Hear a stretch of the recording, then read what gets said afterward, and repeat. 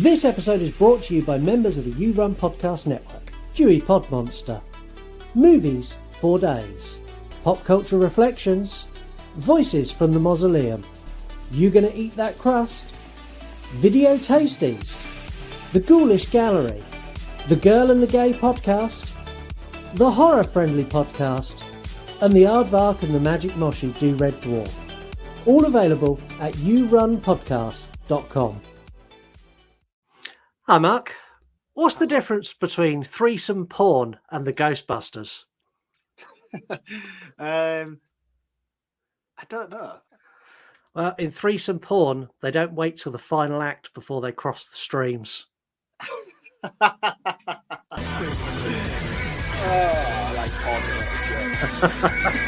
Hey everyone, The You Run Podcast. the You Run Podcast. You want to die tonight? Scott, I think you know who the fuck this is that's talking. Cancel Marc. I was terribly offended. Because after all, this is not our show, this is your show. Hello and welcome to the nostalgic and slightly worn division of the You Run Podcast Network. My name is Scott. My name is Mark. And this is your weekly dose of horror movie review. We're an interactive show. You can get involved every week by dropping us a follow on one of the many social medias. We're at You Run Podcast on all of them. If you don't want to follow the show, but you want to follow Mark or become his stalker, you can do that. He's a great movie reviewer and a terrible hoarder. He's VHS from the Crypt or Reviews from the Crypt on Instagram. You can also share your thoughts by sending us an email, yourunpodcast@gmail.com, or recording us an audio voicemail DM. And you can do that on Instagram or X, the artist formerly known as Twitter. If you are new to the show, we give a full breakdown of a movie, sharing our opinions as we go. We either get listeners' thoughts, we play a game, we have a lot of laughs, we have a lot of beers. That's kind of about it. We release new episodes every Monday. If you enjoy the show, leave us a 5-star review on Spotify or Apple Podcasts. If you love us to death, go to yourunpodcast.com and buy some of our fabulous merchandise. You can have a hoodie, you can have a t-shirt, you can have a hat, you can have a mouse mat, you can have a tea cozy. Literally, we've got pretty much everything on there. Do we actually have tea cozies? We don't, but they did come available today, so we will have a You Run Podcast tea cozy very, very soon. I think that just about covers everything we need to cover. Yes. Today, we are covering the first new release of the year, and it came with a reminder of how fucking expensive the cinema is. Isn't it Honestly, I had to sell my child to get a large popcorn and a large Coke. It was ridiculous. What's that these days? About 11 quid? Yeah, so like the cinema tickets were like 13 quid each. Then it was like, I think I paid like £7 something for a large popcorn and like £7 something for a large Coke.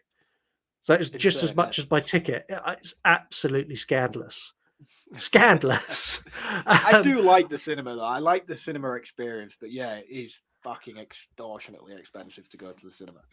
Yeah. I've always wanted to get one of those cinema passes. Do you know where you like pay and you could just go and see as many films as you want? And I should do it because they're not very expensive in comparison. Like the monthly fee you pay for them is less than a single cinema trip.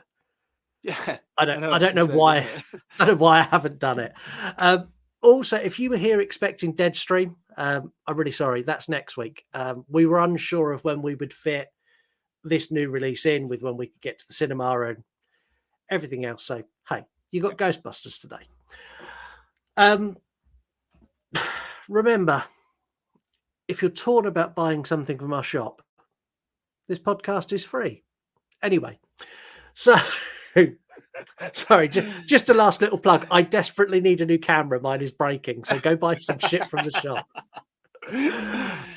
Today we're reviewing a movie that melds old and new concepts, cast and visual effects to bring us a chilling new adventure in the world of the Ghostbusters, hoping to recapture the magic of the originals and bring us a cold-ass bad guy, along with some cameos of previous installments. The question is, did they reignite my interest in the franchise, or did this leave me cold like I was lost in a frozen empire? I've been waiting 40 years for this. They called themselves Ghostbusters. According to these hacks, they saved the world. No eyewitnesses. And who is found to carry the torch? Descendants of Egon Spengler. You have a miner hanging out the side of a moving vehicle, firing a laser gun indiscriminately. There's a proton pack. It's completely safe. I wouldn't say completely safe. The Ghostbusters are finished. Right, well, overruled. Sustained. Thank you. You the weird guy who buys strange old things? Correct on both counts. Buddy, you just hit the jackpot. What is it? Better question is, what's inside of it?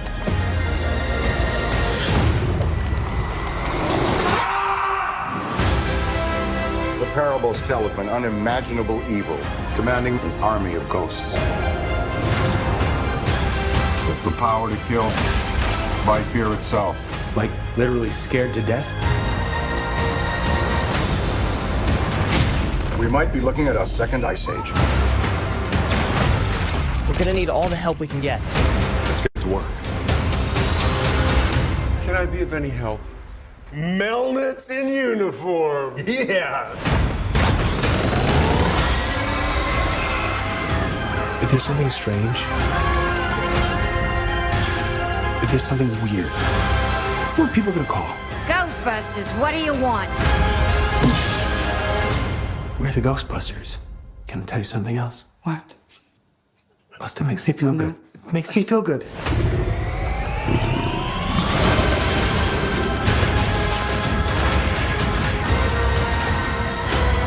Heads up. It's all dark and horny at 12 o'clock.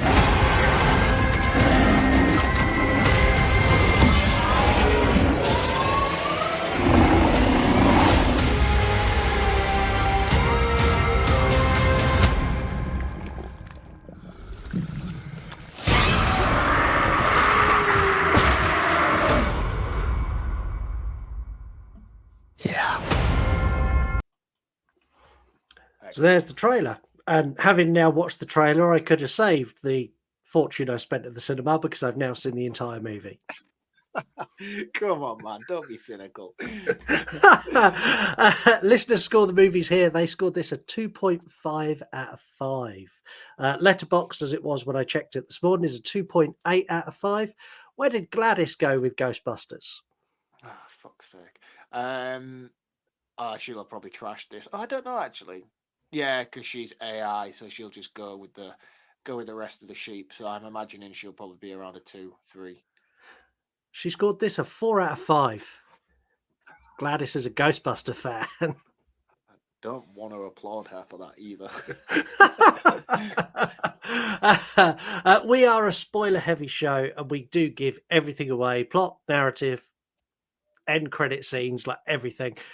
We have a spoiler warning, and here it is. Okay, I'm going to explain this shit to you like you're 5. Get your eyes checked. Read the damn episode title. I don't want to hear any bitching, any complaining about how, oh, there's spoilers. No, read it. If you've not seen it, do not listen.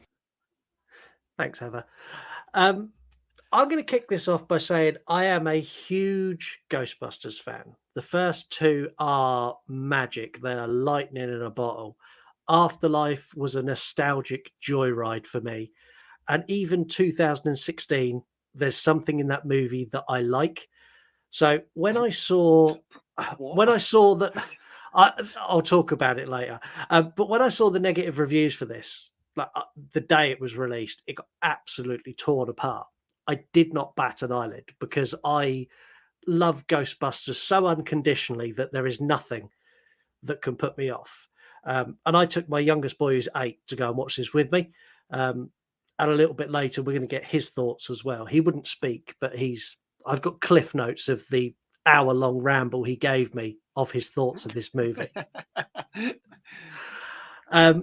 We saw it from very different viewpoints as well, and I thought it was important to show the viewpoint of someone who's new to Ghostbusters. He's only watched the Ghostbusters movies in the last year, and someone who's a 40-plus-year-old tarnished Ghostbusters fan who's got this nostalgic desire to recapture the magic of the originals. Yeah, because I have that. Yeah, and I think that's an interesting idea to do and have both perspectives, because this does have a newer audience appeal to it. I think they're revitalizing a franchise, and that is very clear. But they're also trying to satisfy long-stay fans, and the mashup of the two becomes very blurred. I think, and that is one of my biggest downfalls of this movie is the over insistence of trying to culminate everything together and Yeah. not focusing on one particular through line. Yeah, I think in honesty, before we dive right into it, I'd have been happier had they binned off the original cast Ghostbusters and had a couple of I think he was vital. had a couple of cameos, couple of little moments where they pop up, but leave them out of the main story because I don't think they were required for this to make this work. In fact, actually, no. Everybody was required. Dan Aykroyd's character is great in this. Winston was fantastic in this. I even love Danny Potts coming back for this. She's fucking brilliant. She's It's amazing. just Bill Murray. I'm going to say something very controversial right now. I do not like Bill Murray. What? Don't get it. I don't get it, man. Every time he's on screen, he might as well just be staring directly through the camera. He's like, hey, guys, I'm about to say something very funny. And it's never funny. It's just annoying. He's dated. He's not very funny at all. His jokes and one-liners that he used throughout this film were cringe. And every time he came on screen, I was like, I'm tired of you now. Can you please leave? Right, I'm just going to power up my proton pack and shoot you. Come on, man. You must know what I mean. Whether it's just the way he was handled within this movie or not, I don't know. It's very clear he was very limited in terms of his filming schedule for coming on. It was very clear he was on set for about 8 minutes. And all of those 8 minutes, percentage of the marketing and going on talk shows and stuff to the advertise this movie, and he's in it for about 30 seconds. Yeah. Oh well. And when he is in it, he's not very good. Well, you've just alienated a big portion of our audience, but hey, we'll let it go. The movie opens in the 1800s, which threw me straight away. Like the Ghostbusters, have a formula. All the Ghostbusters movies have a set formula that they follow. And I went, oh no, this isn't what they do. We see a firehouse from the 1800s and firemen attend a blaze. When they get there, there's smoke sort of pulsing out of a door and it sucks in. And when they open it, they find out it's cold. And the room is filled with ice and frozen people who look like they were at some sort of dinner party. They find a man in bronze armor holding a strange ball and approach him. And as they get near him, the ball finishes closing and all the people explode. And I don't know, explain this to me, because this didn't work for me, this flashback. Everything looked too new and it didn't feel authentic. This whole narrative I thought was shit. I'm going to be brutally honest. I thought this in terms of what though? I don't understand what you mean by doing a flashback to the 1800s. I don't care. As someone who's there to see the Ghostbusters, I didn't need this. I didn't need that. This could have been done in lines of dialogue later in the movie. They wasted 10 minutes. I think it did a good job of sort of establishing the threat for this movie and what it was and its origins. Not necessarily its origins, because it clearly predates this flashback sequence. But yeah, I don't know. I didn't have any. I'd never even gave it a second thought until you mentioned it. Then that's how much I didn't take note of it. It didn't bother me. I didn't watch it and think this is annoying. This doesn't seem suited. It doesn't fit. I don't know. It just was what it was. It was opening exposition, and that's what I took it as. Yeah, I don't know. So something didn't sit right with me about it. And when we get later into the movie and they introduce magic, all of that just tied back to this opening scene. I'm like, I really wish they'd gone another way with this. We see white eyes in the darkness before we see the Ghostbuster logo appear, and we're off to the races. And I'm now actually invested. Actually, now you mention that, this opening segment should have been the opening segment. I get where you're coming from now. Yeah. Again, guys, this movie has just come out of cinemas. I've seen this once at the theaters. and I've come away from it. So it's not like I've had multiple rewatches of it. So yeah, but no, this opening sequence should have been the opening sequence because this is cool as fuck. I like this. So we open up and it's 2 years after the events of the last movie. And I've got nothing but questions, but I'm going to save them all for my roundup.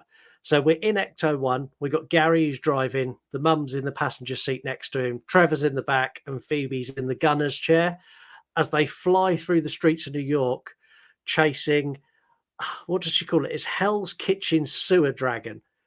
Yes. And this thing is a ginormous dragon ghost that's like popping manhole covers up and they're like smashing cars and digging into the ground. And like that noise of the siren for Ecto 1 is ingrained in my blood that when I hear it, like it's goosebump moment. It's like, oh, let's go.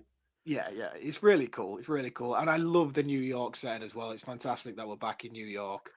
It was really cool. I liked it. I liked it a lot. I like Paul Rudd unconditionally. I think that guy is fucking brilliant. So seeing this new family dynamic and they're the new family orientated Ghostbusters was really good. I like where this was going straight away.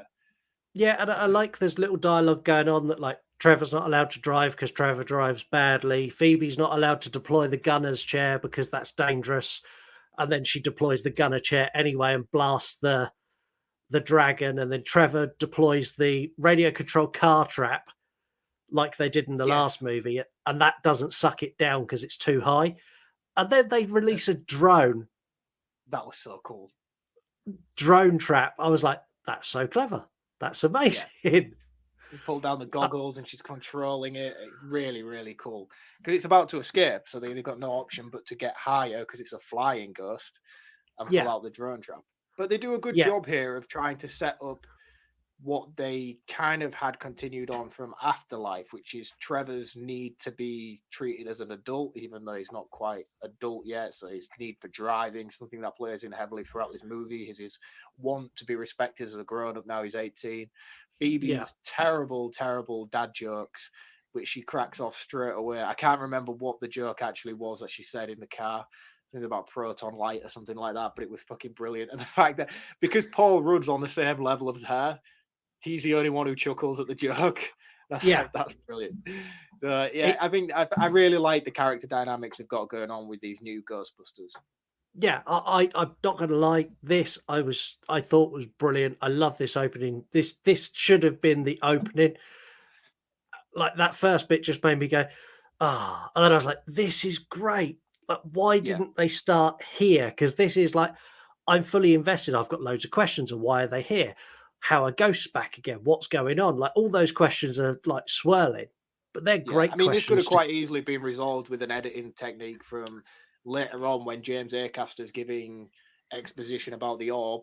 They could have intersected that opening sequence there and had him narrating over the top of it, explaining about this incident that had been recorded from the 1940s or whatever.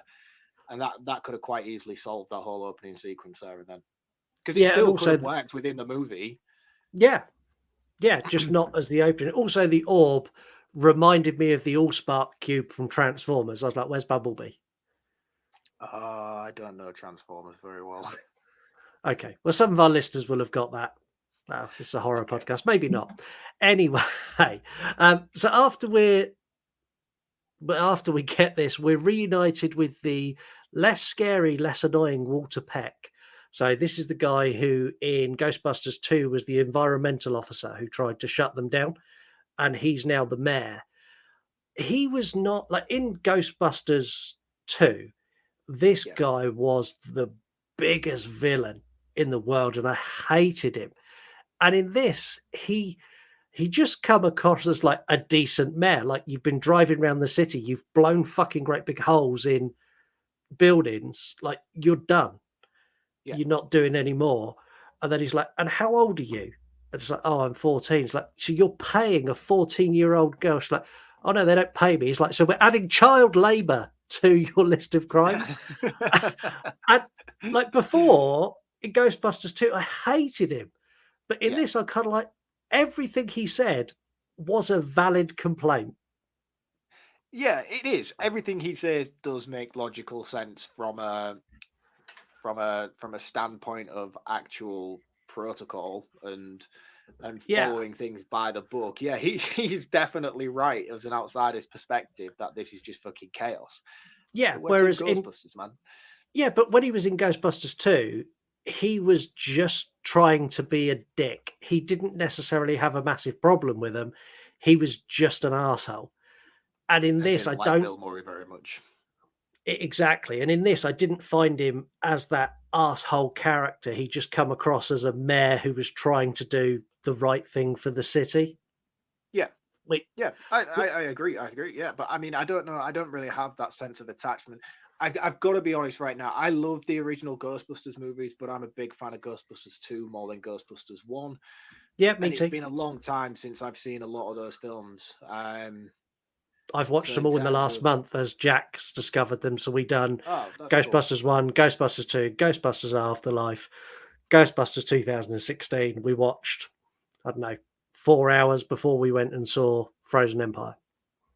Yeah, that's So cool. yeah, I should have maybe done that. I would have maybe had a little bit more context regarding his character. I didn't realize how much of a pivotal role he was going to play, though, to be honest with you. I just saw him pop up in the trailer and thought, oh, he'll just be a cameo. But then he had more yeah, screen time than Bill Murray. he did. This is where Phoebe gets benched. So they say, well, look, you're 14, we're in trouble now. You can't be a Ghostbuster anymore. I'm going to mention the subplot around Gary wanting to kind of be her dad. He's at Yes. that point where anyone who's got stepchildren like I do, there's a point where you've been with someone a certain amount of time that you kind of want to step in and go, you shouldn't do that, or oh, that's really good. And that transition is really difficult. It comes across on screen really well.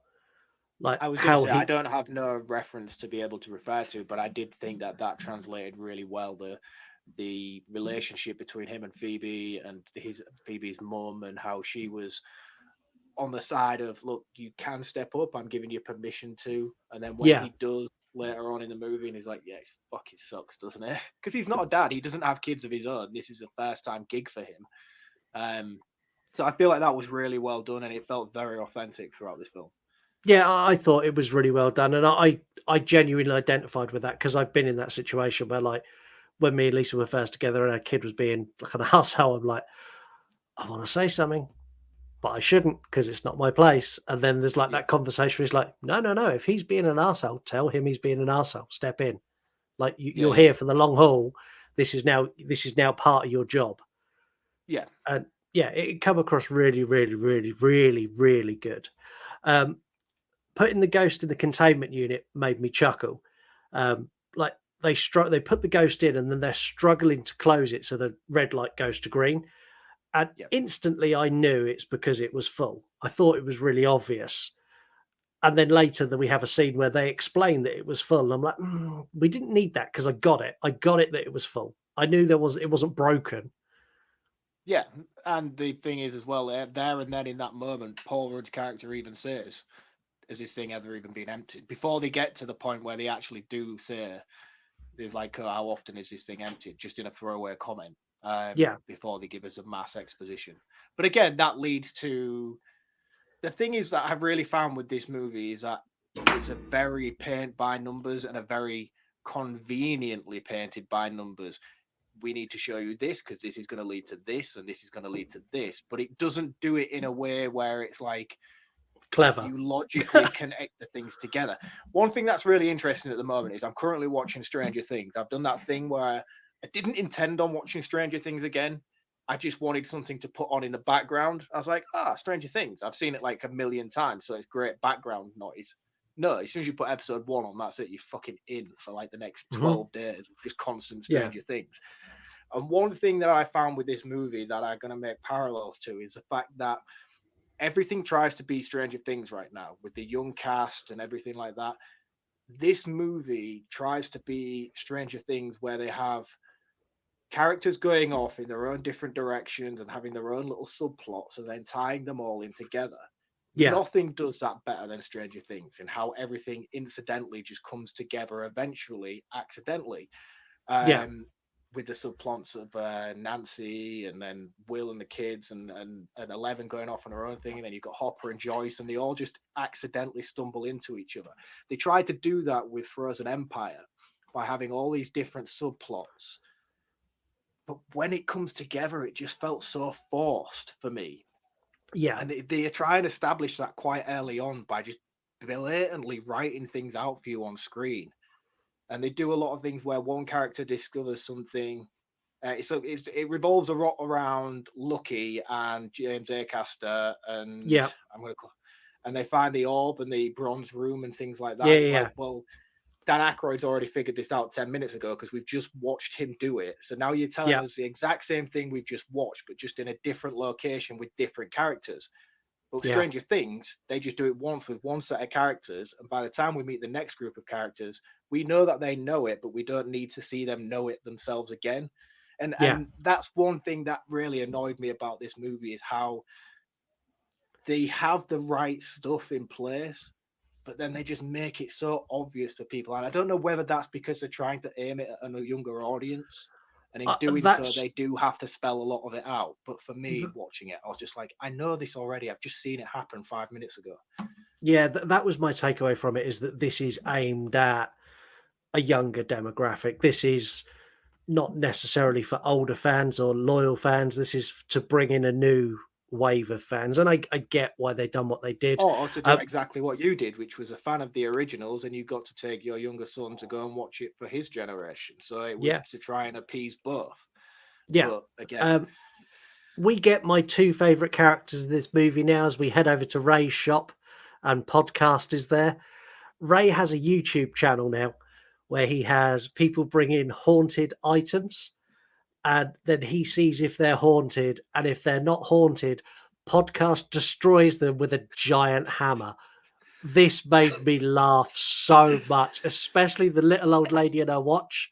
He destroys it, and she's like devastated, this family heirloom. She's like, do you have to? He's like, yes, the bit the viewers really like. And it cracks me up. and having that character going, yes, my colleague says you must like, comment, and subscribe, just made me roar. Like, so and good. again, it's about character convenience. There's no reason for Podcast to be in New York. There's no reason for Lucky to be in New York either. But they do it to try and bring back characters from the previous movie and tie it all together, which I'm glad they did, because Dan Aykroyd and Podcast character dynamic through this is fucking genius. Those two together are so good. And the one scene later on when he's with Patton Oswalt, and he's like, oh, you're having me on, I'm going to call Gary.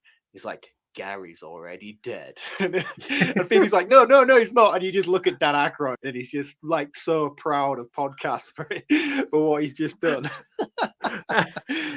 They are brilliant. And like, Phoebe now comes to the shop as well. And this is where Podcast explains the very wafer thin reason he's there. So he's told his parents he's gone to space camp for the summer, and instead he's gone to visit Ray so they can grow their YouTube channel. Which realistically, if you think about it, the police would arrest Ray for kidnapping a minor. Exactly. We also find out that Ray has kept the mini Stay Puft Marshmallow Man from Afterlife. Right. Before we go any further, Stay Puft Marshmallow, I can't get my words out. I don't like these. I don't get these. They have no relevance. What the hell are they doing? Because they're not even ghosts. No, and not only that, at the end of Afterlife, all of the ghosts died and they all went up into the sky. So all of these would not exist, and it bugged the shit out of me. They're only there to make younger audience go, oh, look, it's Stay Puft. Oh, and it really... It's like Baby Yoda. But they shouldn't have even been in Afterlife, because they're not even a ghost in Ghostbusters. No. It's a manifestation of Ray's thoughts. Yeah. So they're not even ghosts in the first place. So to have them in this movie anymore is just so irrelevant. It makes no logical sense. And every time they're on screen, yes, I chuckle because they're very funny. But it just annoys me. I'm just like, why are they here? They're not real ghosts. They don't have a ghost personality like the logic of the movie is trying to make you believe. Yeah. And it just winds me up. they irritated me a lot, a lot. They all run and hide, so we don't have to look at them much longer. And this is as a guy brings in a box of stuff that he wants to sell to Ray, and he's like, "Are you the weird guy who buys weird stuff?" He's like, "Yep, that's me." Right on both. I'm the weird guy and I buy weird stuff. He's like, "Oh, you've hit the jackpot here." And like Ray goes through the box and there's all these different things, and he pulls out this. It's the orb that we saw at the beginning. And this causes like a shockwave that almost goes out of the shop, and it ends up it's because cracking. he tests it with the what do you call that thing that he tests? It's I think it's a PK meter is what he tests it with, and it explodes, and that then causes a big crack in the wall where the containment unit is at the firehouse as well. I like the fact that they made a point of explaining that these new Ghostbusters don't know shit about what they're working with, because you've got Annie Potts' character, Janine, is talking to them, going, "Look, I'll let Winston know. We'll get some of his engineers to come and have a look. Like, I don't know, you don't know, just don't touch it. We'll get someone to look at it." And I like the fact that they very clearly spell out these new Ghostbusters don't know anything apart from how to fire a proton pack and drive the car. Yeah. The ghost mercenaries, that's all they are. Yeah. And the men behind the machines are dealing with everything else. And I like the way that Paul Rudd turns around to Annie Potts. He's like, "Oh yeah, this must be like super secret Ghostbuster stuff." And she's so patronizing to him. It's like, "Yeah, that's right, super secret Ghostbuster stuff." And she's walking up the stairs. I love her. She's brilliant. The thing is, she's well. You gonna answer that? Quit better jobs than this. Ghostbusters, what do you want? She's amazing. Like in every movie she's been in, her character is perfect. Yeah. Do you watch Young Sheldon? Have you seen that? She's amazing in that. Absolutely. She's the best character in that entire program. Yeah, she's great. I think she's amazing. Now, Trevor has his own problems as he finds goop coming out of the attic. And when he goes to his mum, it's like, "Oh, there's goop in the attic. There's something in the attic." She's like, "Well, you're a grown-up now, right? So go get some stuff and go deal with it." And he sort of has this moment like, "Oh, yeah, okay." It's Slimer in the attic. And I loved this, the fact that Slimer's been in there for 30 years or 40 years since the original. He's gone there and just camped out in the firehouse. I thought it was brilliant. I desperately wanted this to be more of a thing. Like, you've got a ghost that's been there for 40 years and he's used in 2 scenes as a quick, "Oh, it's Slimer," when he could have been so much more integral to everything. Like, he knows loads of shit. He's been there for 4 decades. Yeah. But he was just a comedic gag they used twice. He's the house ghost, isn't he? Yeah, and one thing that bringing Slimer back into this movie annoyed me about Afterlife was Muncher. I didn't like Muncher because he was just a Slimer ripoff in the previous film. So then to have Slimer in this one again just felt like it was good. It was nice flashback to have him there, but it's... Yeah, see, him being there worked for me because they never caught him. They never, ever caught Slimer. So him being in the firehouse 40 years later and in New York made sense. I think if he'd appeared in Afterlife, I'd have been like, "Why is Slimer here? Where's he come from? How's he got from New York to here? Why is he here?" I think I'd have had more issue had he been in Afterlife than him being in this. But then to have the same looking ghost, but one that just eats metal in Afterlife just annoyed me more seeing Slimer come back in this one. I was like, well, like, if you're going to try and have that nostalgia flashback thing with the other movie and have one that looks identical to him but just eats its way through metal, like, then don't repeat it and have Slimer back in this one when you've already established a new replacement for him in the previous movie. Like, have Muncher follow them to New York or something in the back of a car. I don't know, something stupid like that, and then not have put them Slimer both at all. Or put them both in Or it. put them both together, yeah. But Muncher and Slimer, and they become together. Yeah, Muncher and Slimer become friends. Like, I'll take that. That's a great idea. Yeah, but just to exclude Muncher altogether and then have Slimer then now step in as his replacement, even though Muncher was the replacement. I know where I'm going with this in my brain. Hashtag justice for Muncher. Yeah, that's exactly where we need to go with it. The Ghostbusters get a call, and Phoebe is reminded that she is benched until she's 18. So she goes for a walk in the park and goes and sits at one of the chessboards and pulls out all her chess pieces. And I was like, this is great. She's going to play chess with her grandfather. And she moves a piece, and then another piece moves. And her shock of, shit, it's happening again. I was like, this is great. This is going to be so good. Egon's going to be back to give us some ghostly advice and help her on her way. I was disappointed when it turned out to be a lady called Melody. She's a trapped spirit, and I don't know, the movie do this weird thing where they try to play off some sort of romantic attachment or romantic feelings between these two. Yeah, And that was very jarring. It didn't work for me. Like they tried playing it off like immediately, like in this scene, they've met, they've spoken for like 3 seconds, and they're trying to show that there's more of a bond here than a passing conversation. And I don't have an issue with that. I just think it was handled very poorly. I do massively, because they're trying to portray Phoebe as being this young child, and she's not old enough to be with the Ghostbusters, but she's old enough to have not sexual relations, but sexual chemistry with this female ghost. It just didn't work. It was just too one or the other. She's either this young little kid who can't be part of the Ghostbusters, in which case, if she's too young to be doing stuff like that, then she's too young to be having sexual chemistry with a female ghost. And the way they played the two against each other just didn't work for me at all. I just didn't buy it. And and especially considering the lengths that Phoebe goes to in order to appease this sort of interaction with this ghost she's just met. It just felt so fabricated to me, like really, really did. And it proper bothered me a lot. Yeah, me as well. And they also, this is where they start doing the really heavy pointing at stuff. So she's got a box of matches, and when she strikes that match, the match appears back in the packet. And it's done in such a way where the only thing that's missing is a big neon flashing sign that says, "This is important. Remember this." Yeah. And I mean, I pegged it straight away that she was going to be bad. Yeah. There was no, no other way for the character to go. They're like, that's what I'm saying regarding how much this is a paint by numbers obvious movie, is everything is spelled out for you. And even when it's not necessarily spelled out for you on a screen, and it's like, oh, by the way, this is going to be the twist reveal that she's the dark side, you peg it straight away because they're making everything so obvious to you. Yeah. Again, the following day, the target audience. No, we're not. The following day, we get Winston's text descend on the firehouse, and we get Egon Spengler Light.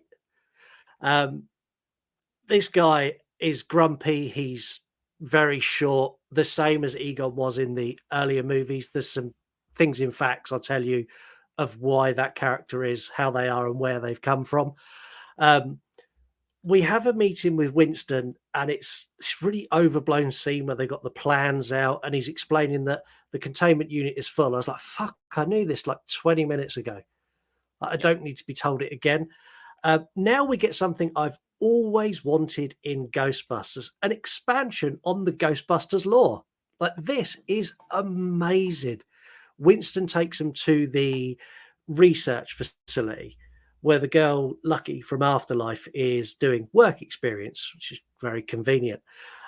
We're going to look past the convenience of that. This whole setup I thought was brilliant. The lab, they learned that they can extract spirits from objects and trap them in their new containment unit. The fact that they're now studying ghosts, they've got them in effectively glass boxes like they do in 13 Ghosts, where they're contained with the same technology in the proton packs that they can then study them and learn from them. All of this I thought was absolutely fabulous. They use the same stuff that they used to, like, what Egon used to contain the big bad from Afterlife on the top of each floor. But how do they set this up then? They say that Winston had some like really successful business deal. Yeah, something he's like a that. So he's financing it all. It's not like the yeah, he's a Ghostbusters is. It's not like the Ghostbusters is wider than the Ghostbusters and it's a secret society. It's basically Winston no, came into a load of money, so he's built this sort of underground facility, hasn't he? yeah, he's a billionaire tech mogul. Is how he Yeah, made all his money in technology. So he's a billionaire. So he's set up this research lab. Some of the ghosts in here I thought were cool. You've got the spitting ghost that I thought was a little bit cheesy, but I get it. He's there for the kids. You've got the really scary ghost that we desperately needed to see more of, like that yeah, that was evil cool. spirit ghost. And the possession ghost, which is cool, but Yeah. he felt the possession Again, I ghost knew felt where they were going with it. yeah, and he felt to Not me very necessarily much where they were like going, but I was like, oh, he's going to be important because they fixated on yeah, it like for so long. and what it reminded me of, like, you know, you get the dancing toaster scene in Ghostbusters 2. Yes. It's like Yeah. they wanted to do that again, but they didn't have a way of doing it. So they just made something that could possess anything. And they could then do the dancing toaster with a chair or a mop or a pizza or whatever they want in the movie. Yeah. It worked, but I kind of felt it was a little bit forced. It was a bit, and it also then became convenient to tie everything together. Yeah. We get another call at the station, and the Ghostbusters are off again, minus Phoebe. And when they're gone, they get a call to the firehouse with a report of a ghost, and Phoebe and Podcast attend. Phoebe and Podcast walking into this diner was brilliant. This woman's like, are you the Ghostbusters? She's like, yeah. She's like, you're a bit young. They're like, look, we're the Ghostbusters. She's like, yeah, whatever. The ghost's over there.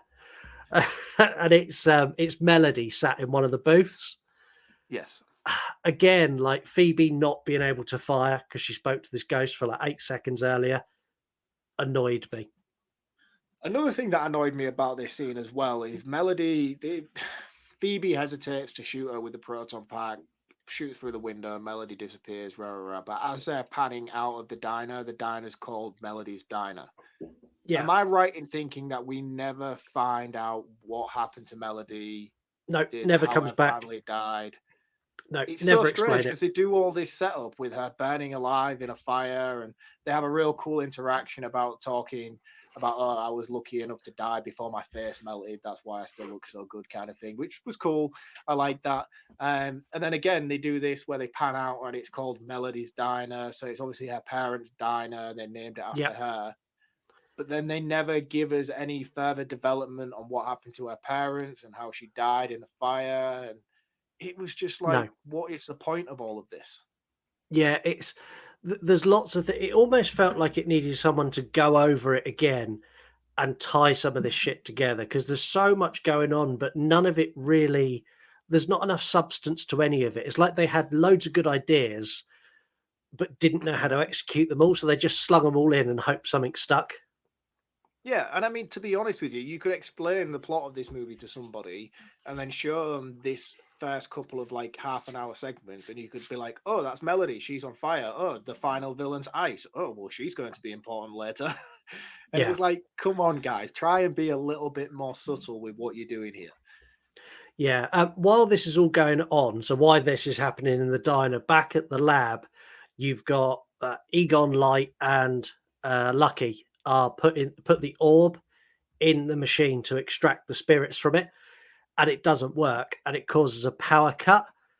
Now this was like, oh, this is cool. They're going to get out and they're going to have a fight, and like this, like you see the really scary ghost, like its head starts coming through the glass. Yeah, cool, and it looked amazing.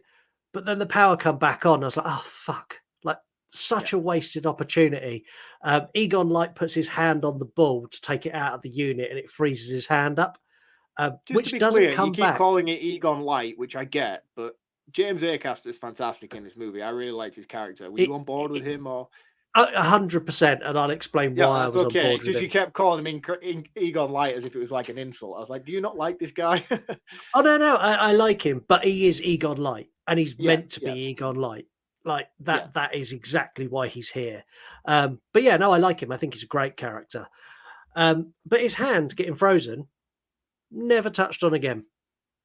Well, I mean, he has it in a sling, like it's but it's never. Yeah, he got a cold hand and then he wears it in a sling, but they never like his hand freezes to the point it looks like it's about to shatter. And 2 minutes later, he's absolutely fine. Yeah, but if you're going to nitpick his hand freezing, then we really need to bring into question the entire final act of this movie where everybody freezes to death. Yeah, we do. Melody visits Phoebe at the firehouse and Phoebe gives her a tour. Phoebe is an idiot because she takes a ghost down to look at the containment unit. Yeah. Why Well, the would thing you is, do as that? well, though, like Melody just goes off on her own to the containment unit. It's like and the thing that annoyed me about this as well is they set her up like she's a vampire lore, because she's a ghost. She can come and go wherever she wants, but she's hovering at the window like she needs to have permission to be granted into the building like a vampire. And I was like, what the fuck are you doing? Like, that's not how ghosts work.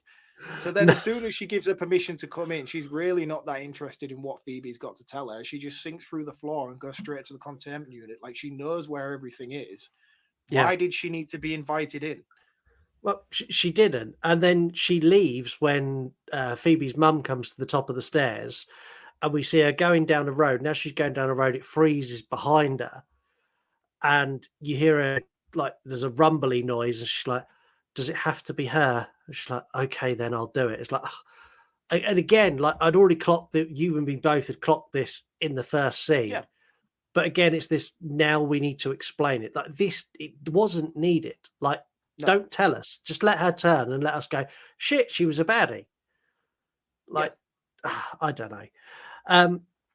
We get Trevor, who honestly is hardly in this movie. Like, he's hardly in it at all. And he tries I've had to a lot catch of people criticize this, and I kind of want to defend this ever so slightly, because Trevor's not important, and he wasn't important in the last movie, and just because of his star power of who he actually is. I mean, Finn Wolfhard is great. He's a great actor. He's great in Stranger Things, but he's not the main star of this movie.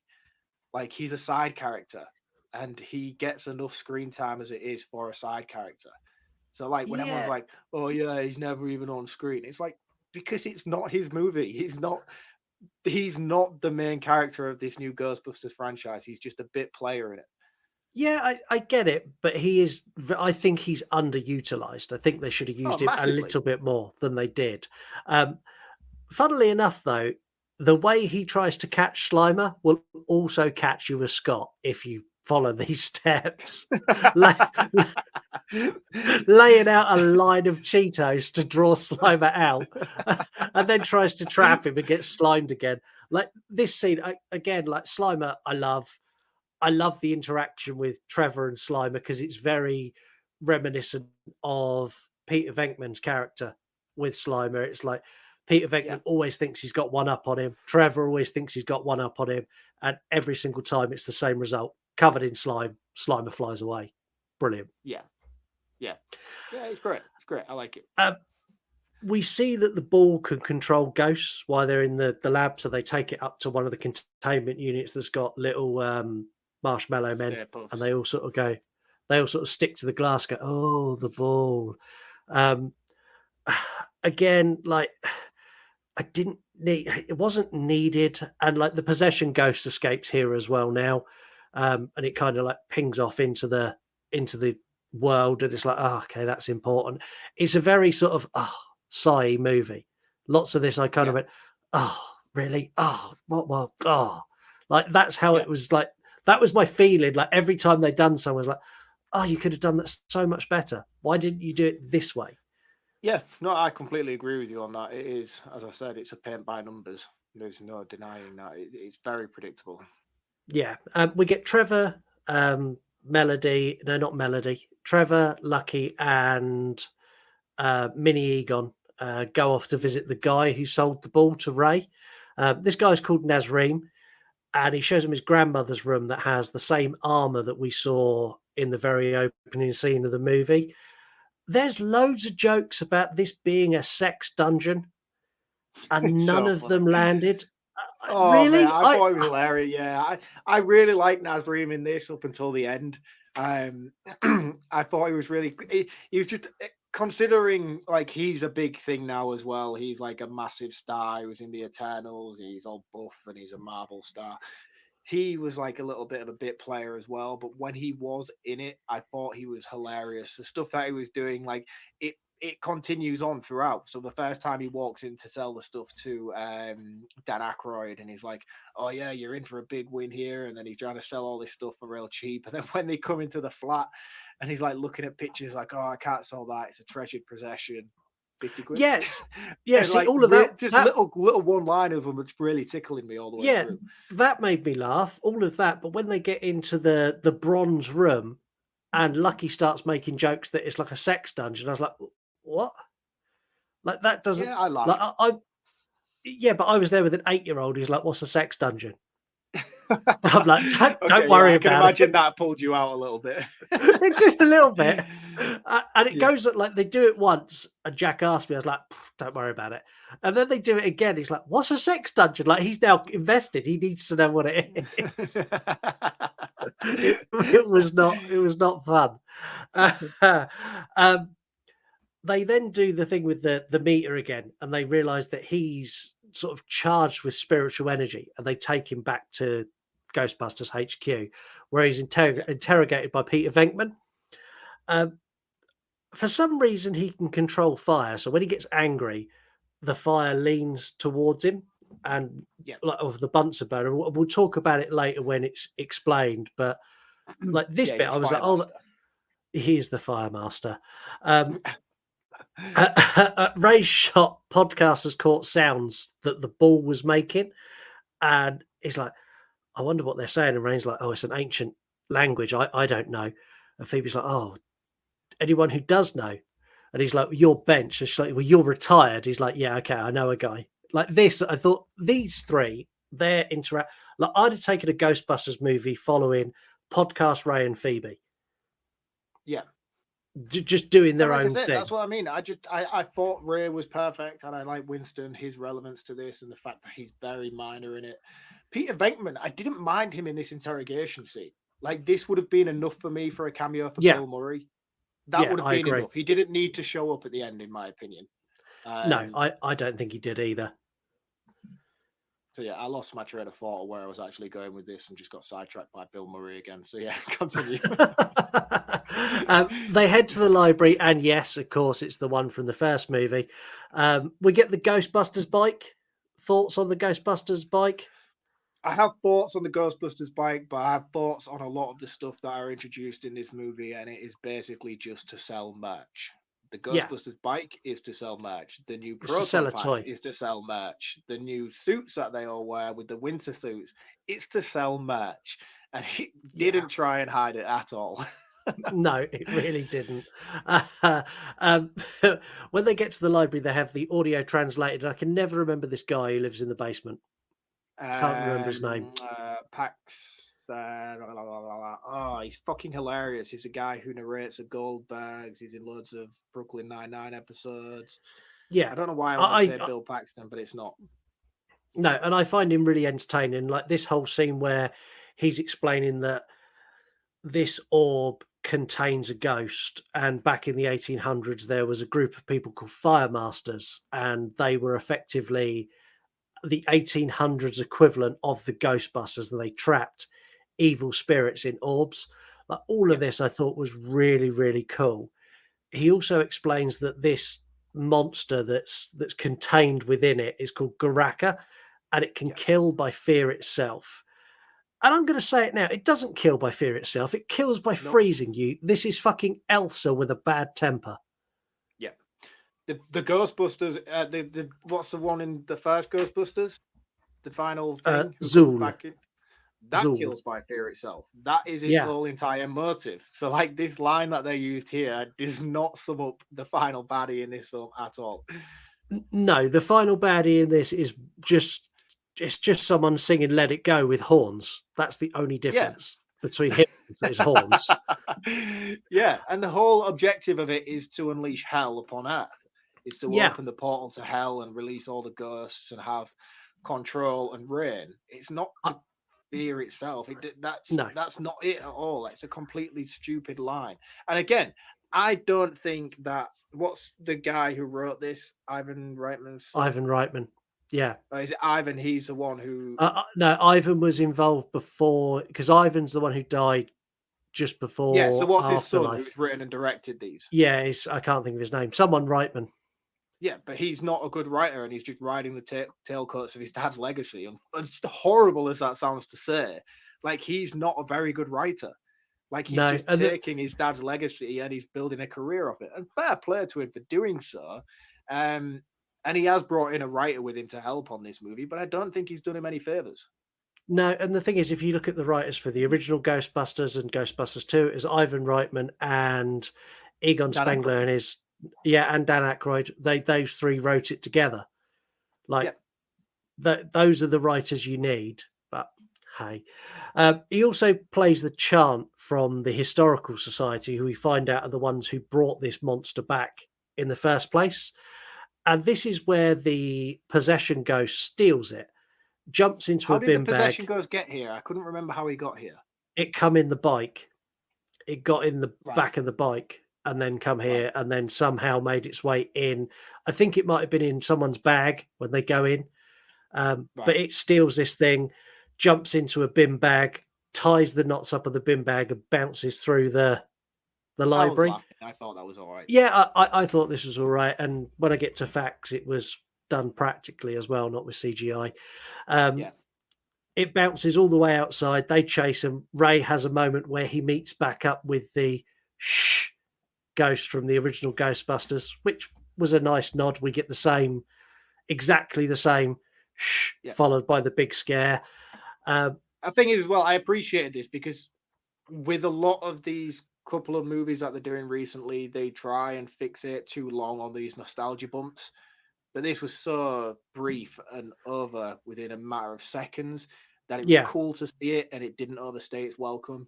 And I was like, But the thing is, the fact that that was there and it was done so well annoyed me that the rest of it wasn't done to the same level as this nostalgia bump here. I was like, that is how you do nostalgia bumps. Why have you not taken that on board for the rest of your movie?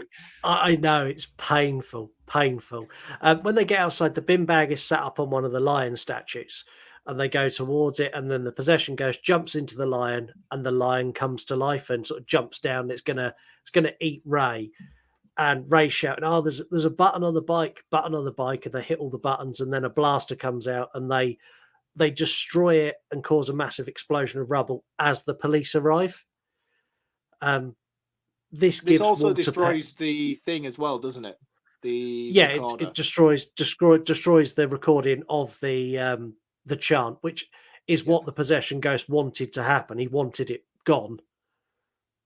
Which brings into brings into question a lot. Is it because she heard it already though, or is it because he's then in control? I don't know. Because it makes no sense for the possession ghost to be stealing it, because the whole relevance of it later on is that it has to be spoken by humans. Yeah, and it's irrelevant because the powerful ghost makes her say it. She didn't need to have heard it. He makes her do it. So why is he trying to steal the thing in the first place? Because it has no bearing. No idea. They wanted to do it so they could go back to the library. Right. Again, poor writing. Yeah. Walter Peck has his wish. He's got enough now to close the Ghostbusters down after 40 years, and he makes a big point of going, this is the best day of my life. He's like, I've condemned your building, I've confiscated all your proton packs, and I cannot wait to get hold of your car. The bit with him and Phoebe, where Phoebe basically turns around and goes, look, you've done this before, and last time you've done this, you nearly caused the end of the fucking world. And he's like, that is slander. So you need to be careful. You'll end up in a prison cell. So are you going to play nice or are you going to play naughty? And then the next thing, you see her sat in an interrogation room and Paul Rudd and her mum come in there like, we thought you were going to play nice. And she's like, well. And that, brilliant. The row they have here and her comment to her mum is absolutely brutal. She's like, if you weren't, even I was like, oh, that's not nice. It's like, if you weren't a Spengler, you wouldn't be doing anything more than answering our fucking phones. I'm like, ouch. And then this is where Paul Rudd steps up and fully lays into her, which was cool. Yes. Not because Yeah, he's like, abusing a child and having a go at her, but because he took on that role. yeah. And then afterwards, like when Phoebe stormed off, he looks at the mum, he's like, oh, that's the worst. I don't want to do that. She's like, yeah, well, that's the job. Deal with it. Yeah. The next scene where he's like trying to apologize through the door as well, and she's already left. It's heartbreaking because he has such a nice, heartfelt speech, and she doesn't get to hear it. Yeah. Well, there's that. And when he's trying to get her to help with the proton pack, like pulls a bit out so it's not working. And she comes over, she's like, it's just that. And he's trying so hard and she's so not interested. Yeah. Back at the firehouse, everyone kind of regroups now and they find Nazreem hanging around. He's like, can I get down the fire pole? And the mum's like, whatever. I don't know who you are, but yeah, fine. Yeah. And the mum starts packing.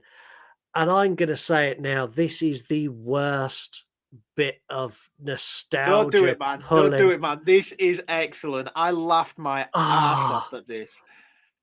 Gary saying the words to the Ghostbusters song is the most shameless filler I've ever seen. He's like, can I tell you something? And she's like, what? He's like, if there's something strange in your neighborhood, who you gonna call? And she like looks at us, oh, awful. Yeah, but the thing is as well, like it's not done in a way where it's like he's trying to be serious when he's doing it. He knows what he's doing, and we know what he's doing, and the mum knows what he's doing, and she's massively cringing inside at what he's doing.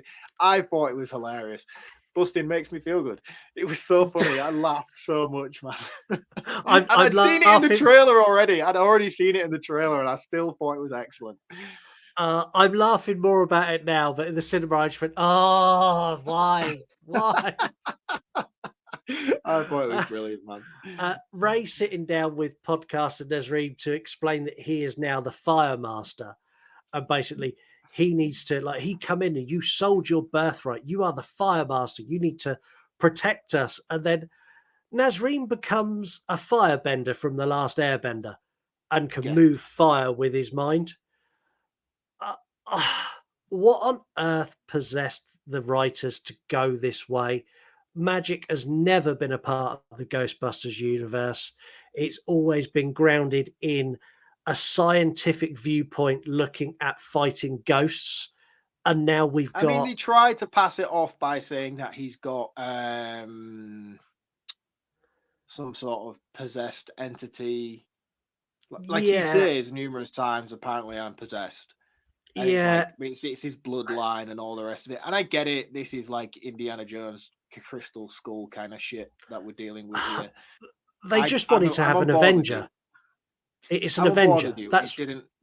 Yeah, I get it. I get it. I wasn't massively on board with it. I didn't think it was relevant, especially considering how irrelevant he actually is at the end. Yeah, and it's a waste of his character because the guy's a fucking good actor, and they wasted him with this stupid bullshit. I can bend fire like a superhero plot when they could have just quite easily stuck him in a Ghostbusters outfit, given him a proton pack, and maybe the possessed whatever entity he's got within him can supercharge his proton pack. Like that, I'd have bought into more than him being able to fucking juggle fire and throw fireballs like a character of Mortal Kombat. It does give him one really, really cool scene, which is coming up with the Possessor. Yeah. That was awesome. I really like that when he finally discovers his true calling. He's trying to move the candle and he can't quite do it. And then, are we at that point yet? Yeah. Not quite. Nearly. Yeah, I'll wait nearly there. But when it happens, it's fucking awesome. Yeah. Phoebe strops off and goes to play chess again with Melody, and this is when Paul Rudd gives his heartfelt, "Look, I know you're not my kid, but I love you," and blah, blah, blah, blah, blah. And it's very, very heartfelt, and she doesn't hear any of it. This is where Phoebe strangely explains to Melody she knows there's a way they can exist on the same plane, and takes her to the Ghostbusters research facility, climbs in a machine and extracts the spirit of herself out of her body. What the fuck? I mean, right. This is where this started to annoy me a little bit, right? So we already had the exposition that this is possible because James Acaster, Egon Light, he's already pulling out the spirits from possessed items earlier on in And the movie to put Phoebe them even asks into... him, and Phoebe asks him, "Have you tried it with a human?" He's like, "We have, but there's only a time limit on how long we can do it." So they've established it's possible. Right, and I didn't have any issue with that. I didn't understand. I liked the setup. I liked the reality of it playing out on screen when she does it. I thought it was really cool. The only thing that fucking really ground my gears about this whole thing is how the fuck does Melody know about all of this? And how convenient is it that she takes her to this place and this has to happen in order for the movie to happen. Yeah. Like, it's so fucking convenient in this moment that this happens the way it happens, but it's almost like it's the whole plot and the whole event hinges on this one moment that is based on Phoebe's relationship with this character. It just felt very contrived, and this was a moment where I was like, oh, guys, that is the laziest fucking thing I've ever seen any movie do. It's so lazy and such bad writing. And as soon as she's out of her body, the power of Garaka now takes control of her body. Her ghost starts... her ghost now starts saying the chant that we heard earlier, and her live body is mimicking it. And this breaks the ball that he's in, and he's now free. This all made no fucking sense, and it shouldn't have happened. It's bad writing. It's lazy writing. The thing is, it's not that it doesn't make sense, because it does make sense. The movie has established how much sense it actually makes. Yeah, but it's all hinged on an off chance that she would do this. Yeah, it's painful. And the off chance that she does do it makes no fucking sense with the character they've set up with Melody. And it's just like, no. How do they know all of this information? They're ghosts. How do they know Phoebe well enough to know that she'd be willing to do that? And how do they time it so fucking perfectly with all of these characters? You would have to be a proper puppet master in order to orchestrate this the way that it plays out in this movie. Yeah, from but it's inside almost a like ball. This is a grand fucking Dr. No level kind of James Bond villain plot. And it's like, how is that even possible? It's not. It's as simple as that. It's not. It's as simple as that. Lucky bursts in with a proton pack and blasts Garaka. It has absolutely zero effect, and he freezes the streams and freezes Lucky as well, which I thought was really cool. And I thought they were going to kill her off here, but they didn't. And he leaves, and we now get a montage of Garaka just I don't know, he's suiting up. So he goes and visits a vape shop called Fire Masters and kills some random dude because he says he's the Fire Master. He then goes to Nazreen's apartment. How does he know where he lives? And he gets there and he reclaims his horns and he sticks them on his head. This was my mind went out of the movie at this point, because as soon as he put those fucking horns on, I was like, how on earth are you going to walk down the corridor of this apartment building with those fucking 12-foot horns on your head? I just had this vision in my mind of him just walking sideways down a corridor.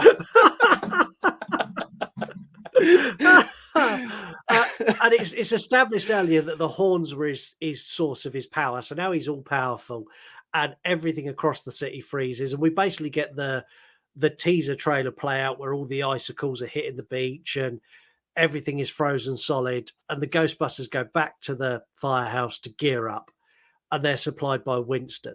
So he's got new gear. They've got new proton packs. They've got Janine's got a cool little blaster that straps around her arm, and it's all cool. It's all Ghostbuster gadgets. I like it. All available in a Toys R Us near you. Exactly that. No, they've gone bust. Smith's Toy Superstore this Christmas. Garaka is heading their way.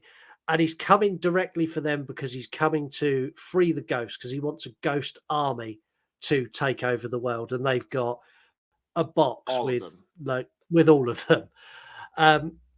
So they're all huddled in this building waiting for Garaka to arrive. And there's a knock at the door, and it's Peter Venkman. Didn't need it. And the way they paint his character here, where he comes in, he opens a little hole on the wall and has a swig of whiskey. I'm like, yeah. Not cool. Not funny. Cool. Not funny. Puts his shades on. It's all dark and horny. I was like, oh god, don't do it, guy. Yeah. Phoebe also adapts her proton pack because she knows that Garaka is weak to brass, and we get a quick 16-second montage of her stripping the pack down, dipping it in bronze, putting it all back together. Like, I'd rather they cut the fucking Bill Murray bit and give us a proper scene and explained that shit properly. Yeah, we Instead of skipped just over the Fire Master finding his powers bit, because upstairs before he bursts in, this is where we have the Possessor ghost has somehow found its way. Oh no, we're not there. No, That's we're not next. there. No, we're not. It comes Yeah. on the trike. Yes, apologies. That's literally my next thing. The Possessor ghost now rides up like he's Billy from Saw on a tricycle. As he gets up, he then goes from the trike into the doors and blows the doors off. He then goes into Ecto 1 and tries to run them all over before disappearing upstairs. And when he gets upstairs, he possesses a proton pack and takes the handle of the proton pack and spins it round and goes to shoot Lucky in the face. Trevor in the shoot Trevor. Yeah, go shoot Trevor, and he pulls the trigger. Yeah. And as he pulls it, you hear the noise that the proton pack makes, and then you see Trevor open his eyes because he's not dead. And this is where you've got the Fire Master bending the proton stream, which was cool as shit. But he's a Fire Master, not a Proton Master. But it looked amazing, and I was like, "Oh, that's awesome!" In a moment of need, he finally realizes his true calling, and he bends a proton, and it looked really, really cool. But as far as I'm aware, proton is not fire. No, it's not. And they establish in the earlier movies that it is a plasma electric ion kind of deal. It's definitely not fire. It was a cool moment, though, but logically, it makes zero sense. It was really cool. I like that they smash the proton pack and the Possessor ghost jumps out and jumps into a pizza. This was a great callback. This pizza hops along the side, jumps off the side, and Slimer grabs it and eats it. Yeah, this is a great callback. And the bit where Trevor goes, "Oh, I know that guy," made me laugh. Yeah. Again, there's a lot of funny moments and one-liners in this film. There is some really, really funny stuff. Yeah. Melody meets up with Phoebe in the basement where she kind of explains that her only way to cross over was to do what Garaka says because he's a gateway from one to the other. And Phoebe basically lights up a proton pack and she's gonna blast her. And nothing really comes of this. Nothing happens in this scene. Melody just kind of drifts away again. And it was pointless. It was a pointless scene just to fill time. Garaka arrives and he is the dumbest looking fucking villain in the history of Ghostbusters ever. He's wearing a long grey dress. He's looking very sultry. He's got these massive horns and he kind of just hovers, and he's got Jack Skellington fingers, and he comes right into the firehouse and blocks them in the firehouse, and they all blast him. They all just unload, and it has no effect. And they all switch their packs off, and this is where Nazreen comes down the fire pole in his full armor. This was dumb.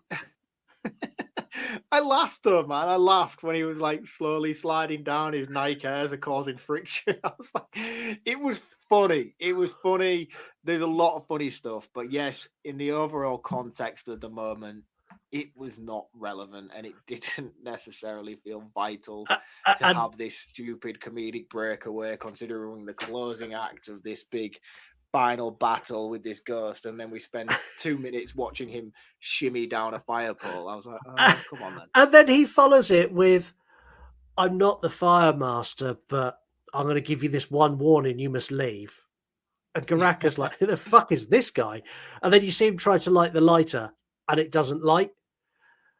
Garaka takes the lighter, holds it, and it freezes and then shatters to dust. He then fires ice into the room, which pins all of the Ghostbusters against the wall with icicles at their throat, apart from Phoebe. And this is where Phoebe blasts him with her Well, no, now because Phoebe wasn't supercharged. even there, was she? Phoebe Oh no, wasn't she was there at this downstairs. point. She come up from the basement, didn't she? When everyone's frozen, yeah. Yeah, and then she blasts him with the new The nickel pack. supercharged, the nickel pack. And it doesn't do a lot. And Nazreen still can't get the lighter going, but Melody arrives and she strikes her last match, which gives Nazreen fire. And then him and Phoebe attack Garaka. Trevor, Gary, and the mum then come and hold the blaster with Phoebe, so it's a family fighting it. They try to trap him in the drone, which doesn't work. And then Ray has an idea, and him and the original Ghostbusters all go downstairs, and they basically fuck around with the containment unit, which is now burst open, and turn it into a giant trap. Yeah. So this, for me, before we dive too deeply into it, I want to say I really, really like this.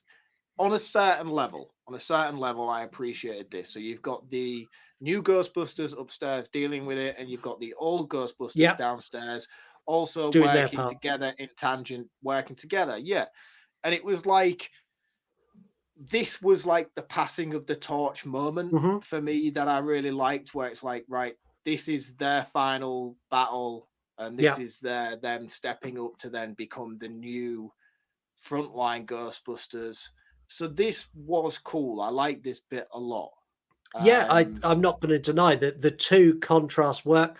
I like the fact that they all jumped in and they all had to help Phoebe because the pack was going all over the place. Like, I love the fact they humped the family together and they put the original Ghostbusters downstairs. I thought all of that worked great.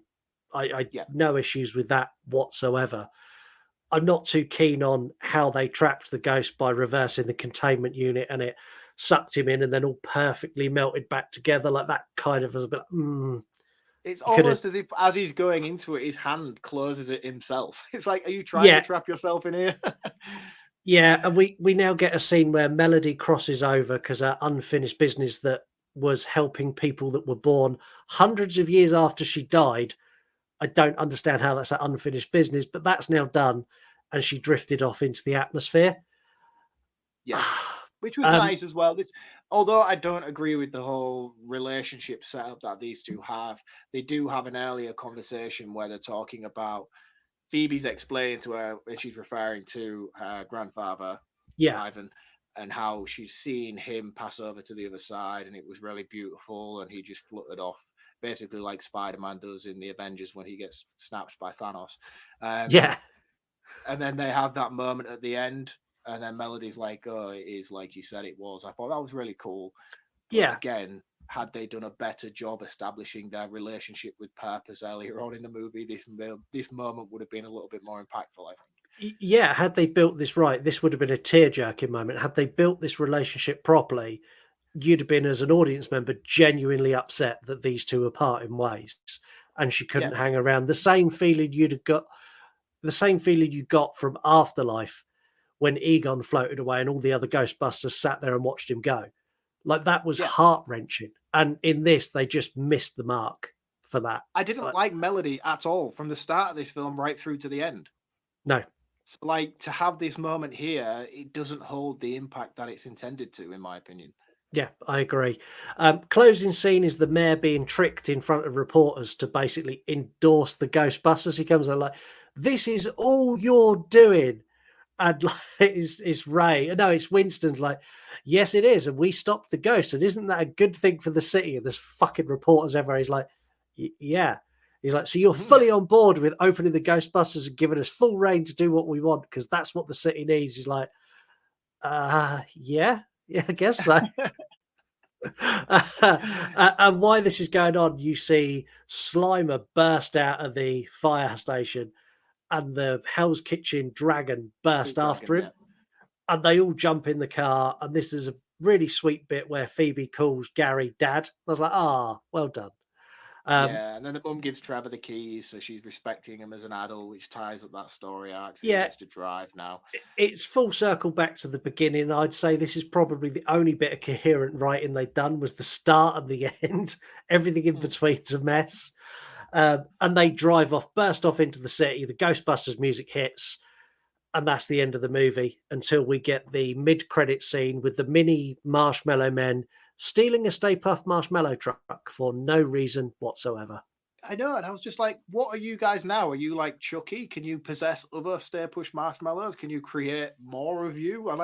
I don't like these dudes. They're not relevant and they have no purpose in these movies. I wish they would stop putting them in it. Do you know what would have been a better end scene?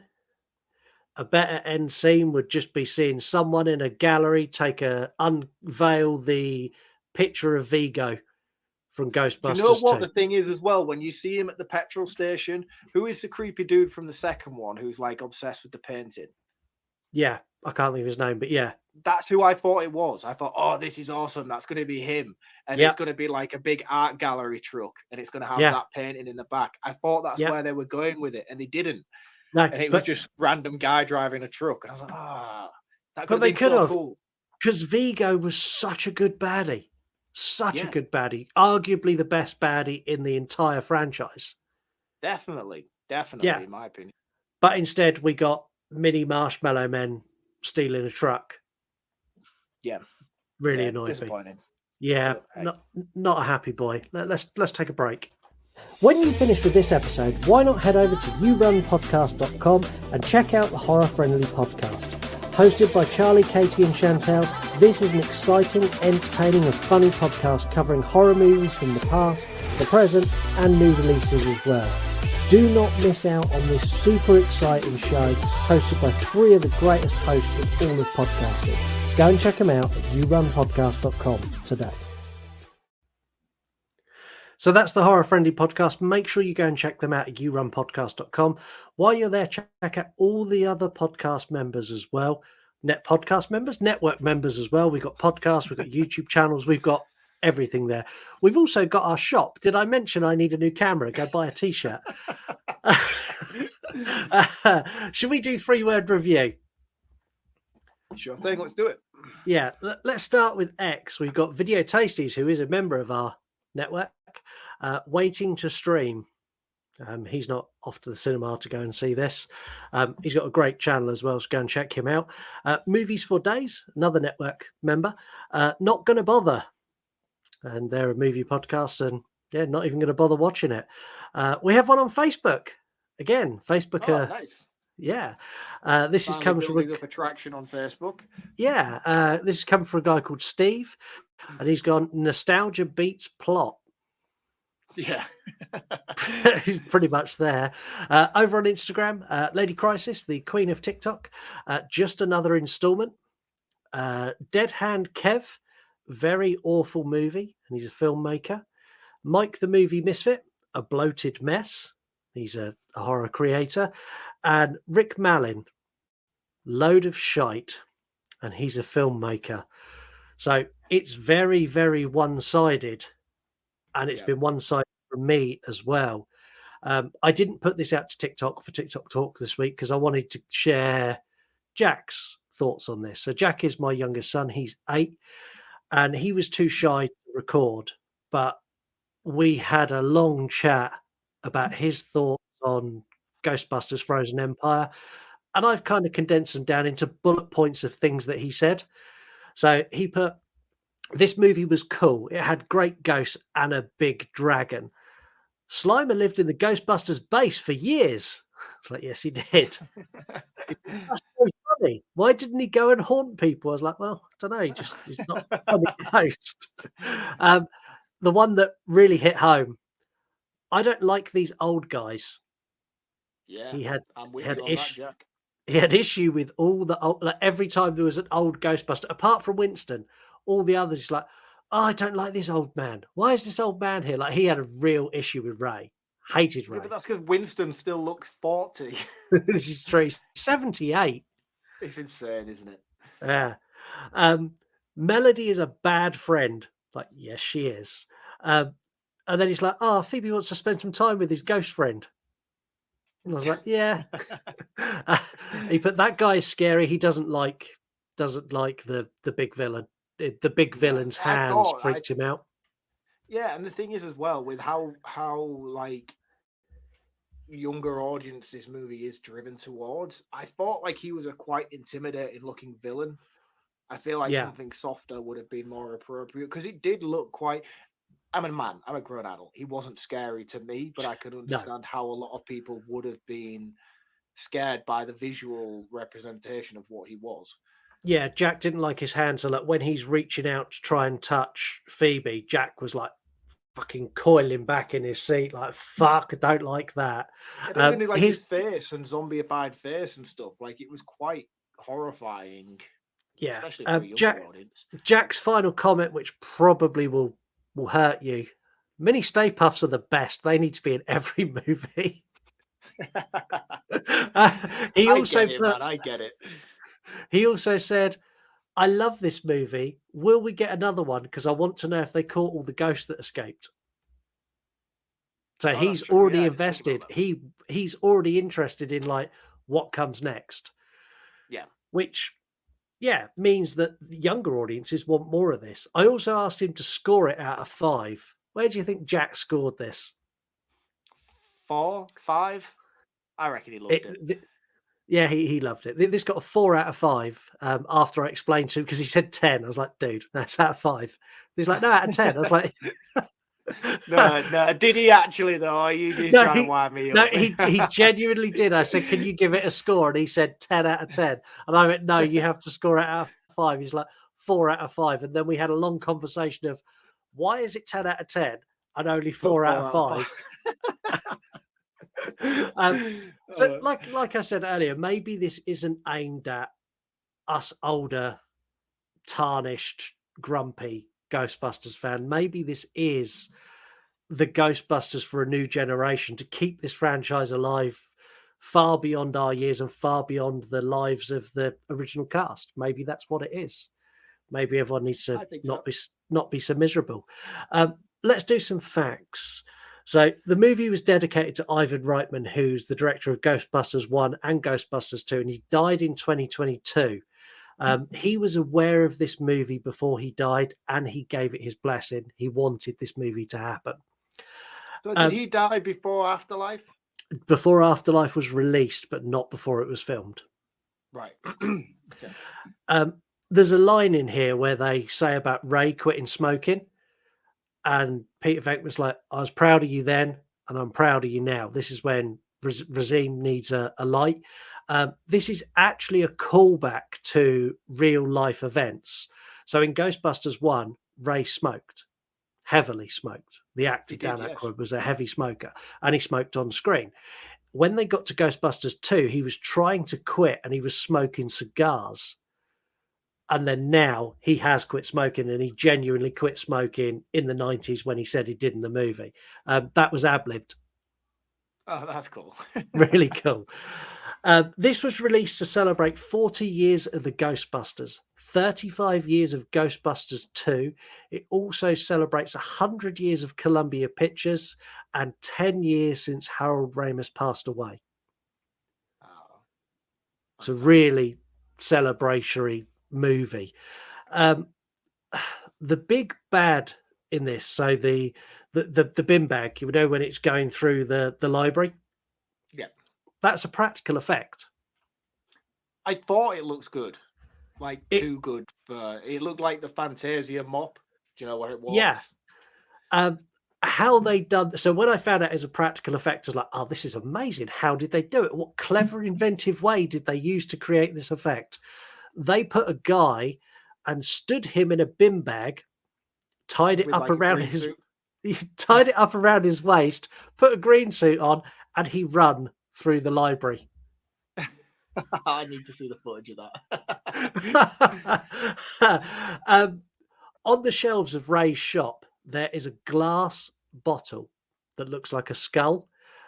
This is actually Dan Aykroyd's own brand of vodka, which is Crystal Head vodka. And is that Dan Aykroyd's? Yeah, and it wasn't there. I'm familiar with that stuff. It wasn't there as a prop. It was there because they were drinking it on set, and he put it on the shelf. That's awesome. Amazing. This movie is heavily influenced by the animated series, which is why we got Egon light, because that character is directly based on Egon from the cartoon. It's also why, it's also why Janine gets all Ghostbusted up and has the hand firing proton pack, because that's what she had in the cartoon. So that I thought was great that they drew from What was that, that called? That was called The Real Ghostbusters, was that? The Real Ghostbusters, yeah, because Slimer was a Ghostbuster and went out and done stuff with them as well. I loved that TV show growing up. That was a great cartoon. Yeah, really good. Yeah. We have a Ghostbusters theme today. So we have, sorry, a Ghostbusters. We have. It is great because like everyone gets the outtakes now because I've given up with editing. So hey, we have a Ghostbusters themed game today called "Don't Copy Me." So this game is really simple. There are 8 questions that I have already answered. So I've got my answers to these questions, and you have 8 points. Every time you give me a unique answer that is not my answer, you keep a point. If you say the same answer that I've got written down, you lose a point. All right. Okay. So it's like it's a little bit like copyright. No, it's a little bit like Family Fortunes. It's that, all right. Okay, that's what I was going to say. Yeah, it's like that. Not that I've been binging old episodes of Family Fortunes in the last week. Right. Okay, I'm with you. I get it. I get the rules now. So let's start. Who is the best Ghostbuster? That's across the entire franchise. Gary Gruberson. Okay, I went with Egon Spengler. So you keep your point. Who is the best bad guy in the franchise? I want to say the guy from Ghostbusters 2, but I know that's what you'll have said too.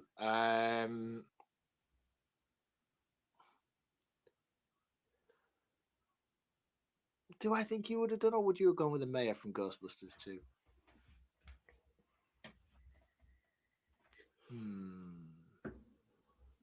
I'm going to go with the villain from Ghostbusters 1, which you've already mentioned, because she comes back again for Ghostbusters 2, so she's had a double outing. Yeah, so you're going with Zool. I went with Vigo, so you kept your points there as well. Which character in this movie needed more screen time? Trevor. I went with Peter Venkman. Oh, no, I disagree completely with that statement. He needed less screen time. No, he needed more screen time, but he needed more screen time early on to establish him doing something else to make sense of why he come in and done bits he done. Like they do a throwaway line. Not to interrupt the game, but you know, like I'm going to rant on Bill Murray again a little bit because it's kind of come to me what it is about him that's annoying me now. Because I like him back in the day, but now whenever he's on screen, he has this self-importance like it's a Bill Murray show. Yeah, and that comes across heavily every time. Like even in his cameos in Zombieland, I like him in Zombieland, but whenever he's on screen, it's like, "Hey, everybody, look at me! I'm Bill Murray," and it's like, yeah. It's a Bill Murray show, and that's the what thing I is, don't though, like about him. His self-importance that he has. Yeah, but in Zombieland, that works. That works. It does, yeah, because that's the whole point. Because the character's written for him to be the Bill Murray show, but when it's on something like this, it's like, dude, you're not important enough to have this self-arrogance that you have on screen. Go away. So yeah, you've kept all your points there. Name the best ghost in this movie.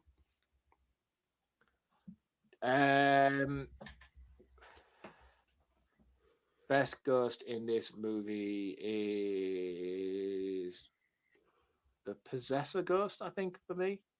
Okay. See, mine's the scary ghost in the containment unit who was massively underused. That scary bastard needed to see that more. He needed to get, like, he would have been really cool if, like, when all the ghosts escaped, if he had rocked up and just, like, snapped the neck of this big monster and then he was the actual villain. That would have been a plot twist that would have floored everyone. Yeah, and would have made more sense because the actual villain of this movie is only relevant in the last 10 minutes of this movie. So to have somebody come in and swipe his place would have been fine. Yeah. What is the worst Ghostbusters movie ever made? 2016. This. You kept all your points, though. You kept all your points, though. What is the best Ghostbusters movie ever made? Ghostbusters 2. Oh, no, you said Ghostbusters You lost 2. a point. You lost a point. You're on 7 points. You got 2 more. Name one thing they could have done to make this movie better. Not had the original Ghostbusters in it. Well, I went the other way. Bring back Rick Moranis. You see, the thing is, I would have liked to have seen Rick Moranis in here, but because everything was so bloated anyway, to then have him come in would have been annoying. But then, do you know what's annoyed me even more about that whole thing? Is that we've had that movie now where we've had all of the old cast. There is no way and no relevance for Rick Moranis to come back into this franchise now and it feel appropriate. Yeah, this which was is a their shame. window of opportunity and he didn't do it, which I don't know whether that's because of him or whether because he didn't want to or what. But yeah, this was the moment for him to come back and he didn't. Yeah. So there's no relevance for him to come back in future installments now, in my opinion. No, unless I agree. Annie Potts is continuing on and stays as a secretary. Do you know, if any of the characters are to stay, I'd like it to be Annie Potts and I'd like it to be Winston. Yeah, I think Winston I think they established him well enough here for his relevance where he's not involved, or even though he is involved, he's now ahead of the society of Ghostbusters. Like, he's the main man, which I think is a very fitting reward for him as well, considering he came into the Ghostbusters later and not many people regard Winston as a proper Ghostbuster. Yeah, so like he for him is to then be like the leader of them the all, head. it's like so it's like man, right. If you could kill off one character in this movie, who would you have killed to give the most shock value?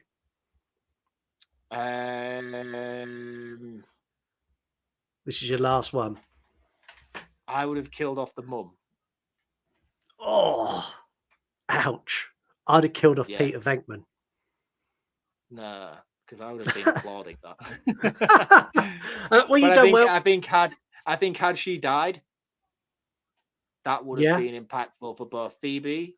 It would have been impactful for Trevor, and then it would have also had a big relevance to then Gary Grubeson's character having to step up. So that would have worked quite well for me. But again, this is a kids' movie, so that would have been very dark. But had it been based towards an adult audience, that would have probably been something I would have written into the film. Yeah, I'd have liked that. Maybe you and me should write the next Ghostbusters movie, because I think we'd do a better fucking job than this idiot. I think so too. Yeah.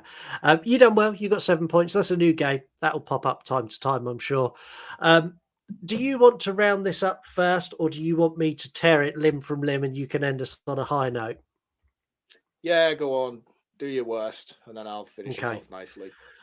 I love the Ghostbusters. Every single movie has something I can take away. Even 2016 had characters and plot that I enjoyed. It wasn't well executed, but there was elements in there I loved. The reason I love all the previous Ghostbusters movie is they're always focused on the writing. It's the character development has been front and center, with the story and the plot tied directly to the motivations of the characters, not the other way around. The effects have always been top tier. The dialogue has been engaging. In Afterlife, the nods to the past have been handled delicately and with care and really well executed. For me, Frozen Empire threw it all away, relied on nostalgia pops like every other scene. It failed to explain motivations of characters. It failed to explain plot narratives, while presenting us with this horrific new threat that, let's be honest, they caught the fucking thing in 10 minutes. Like 10 minutes, this thing was done. The pacing is a disaster. It starts off really shit. Then it picks up with the Ghostbusters coming into the city. And then after that, it's a slow, monotonous plod all the way till the final scenes, which are over before they begin. Like that final battle, it gets going, then it's done and it's finished and it's over. The special effects the CGI effects in this are subpar. Everything looks really glossed and shiny. Like the Hell's Kitchen ghost, as cool as it was, looked really glossy and shiny. Slimer actually looks worse in this than he did in the original movies. he's like more solid and not a see-through, and he doesn't look like a ghost anymore. He looks like a prop on a stick. The squandered potential in this movie is criminal.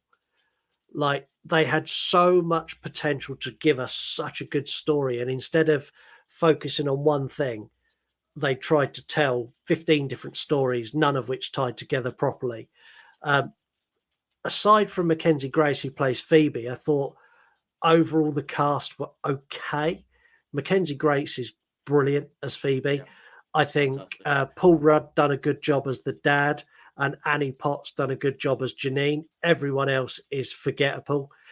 The original cast of the Ghostbusters, excluding Winston, so Dan Aykroyd and Bill Murray, are there for nothing more than a paycheck. Yeah. Especially Bill Murray. Bill Murray is there to pick up a big fat check and leave. Like I said earlier, I don't think this is aimed at me but it's aimed at a younger audience, which is fine.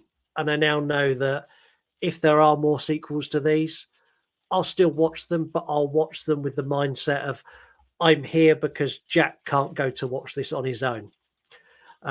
This was piss poor, my least enjoyable movie of the year so far. It's half a star. Fucking hell. If you want to go and see this, I would suggest waiting for streaming.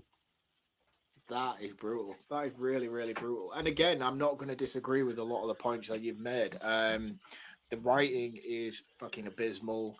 Again, I'm not too in agreement with you regarding the effects. I thought the effects, yes, they are Hollywood. Yes, they are CGI. But for the most part, I felt that they held up pretty well. The stuff where Garaka was freezing the proton stream and that it fell to the floor and shattered looked fucking brilliant. He himself looked a bit underwhelming and very PlayStation level graphics. I wouldn't go as far as like old school PlayStation graphics, but you could tell he was clearly CGI. Yeah, he was a PS5 baddie. yeah, which PS5 graphics are great, but in terms of a Hollywood production, it wasn't up to scratch, in my opinion. I really, really like all of the characters in this movie, especially the development and the character interactions between them. Mainly sort of the Spengler family is the focus point for me on that. I think they do a very, very good job of setting up the relationships between them and the stuff that they're dealing with as a family. I like Dan Aykroyd and podcast character developments. I thought that was really good. I like the inclusion of James Acaster as Egon Light. He was really cool. I didn't see the relevance in Lucky, and I didn't feel like her being involved in this movie had any purpose whatsoever. You could have taken her away from this, and the film would have still played out exactly the same way as it does. Yeah. I didn't like the older Ghostbusters that much, and I that's such a broad statement to make, and I don't agree with it completely because I do like Dan Aykroyd and I do like Winston and I like Annie Potts. I just don't like Bill Murray in this movie. He doesn't need to be here. He's annoying as fuck every time he's on it. It's just like, oh, well, we need to bring back the old Ghostbusters. But like, Dan Aykroyd's character has his shop in New York. That makes perfect sense.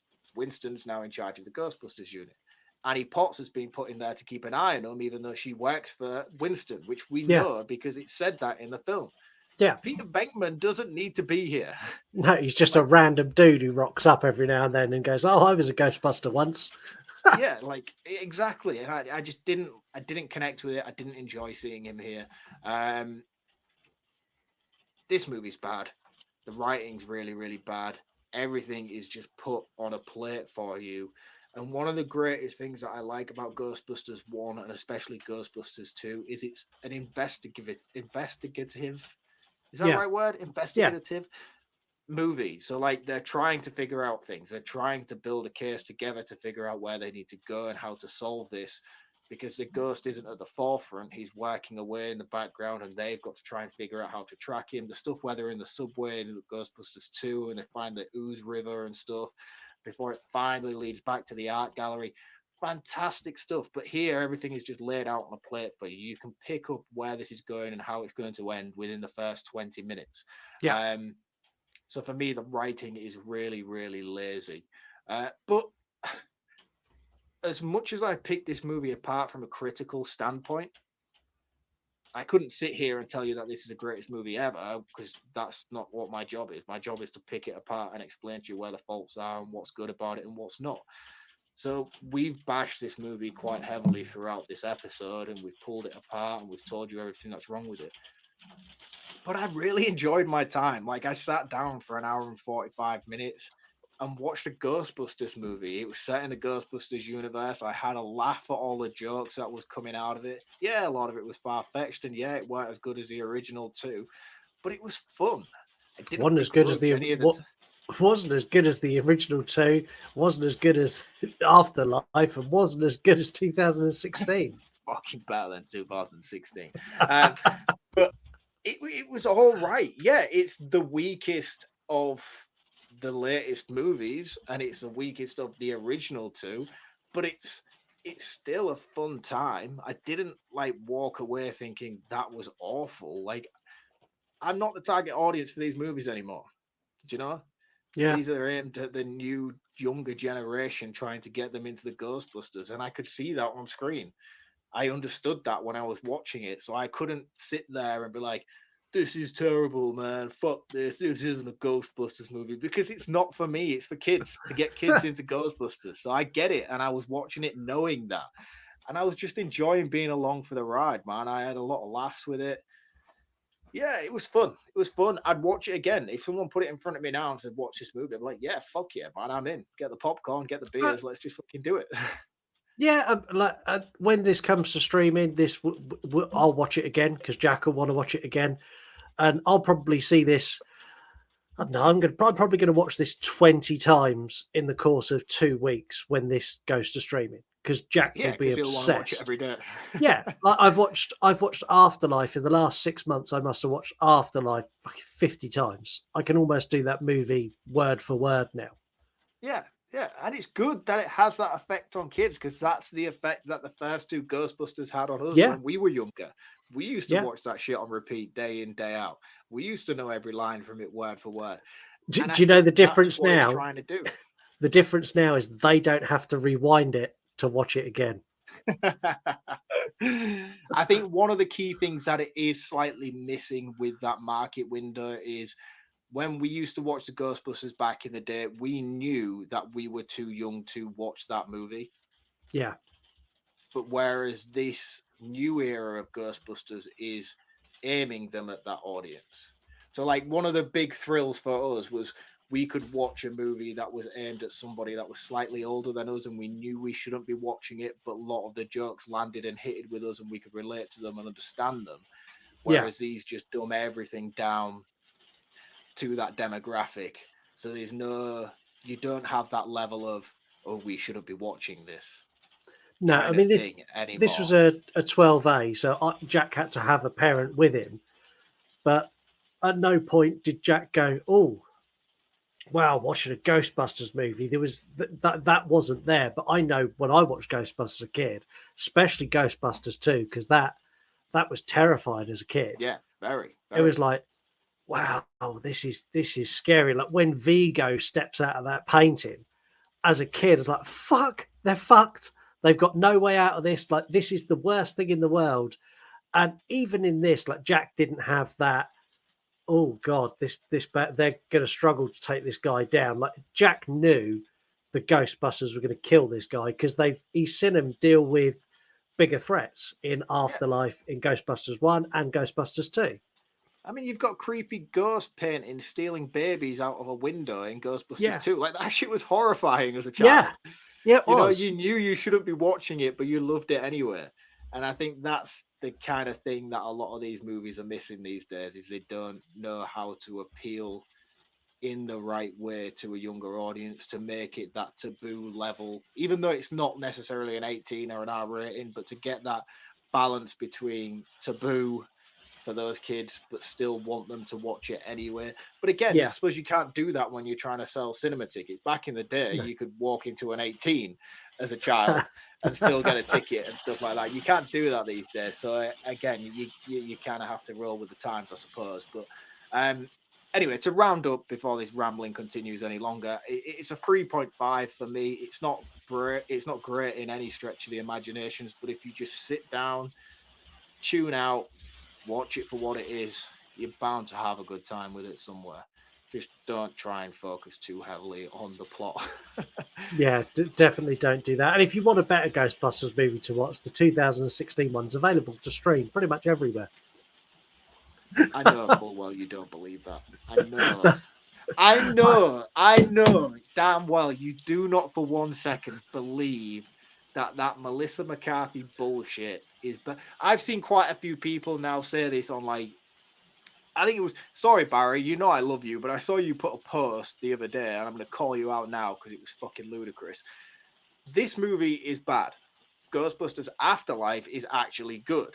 But you put a post saying that the Ghostbusters 2016 was better than Ghostbusters Afterlife. And I was like, yeah, are that's you not fucking true. mental?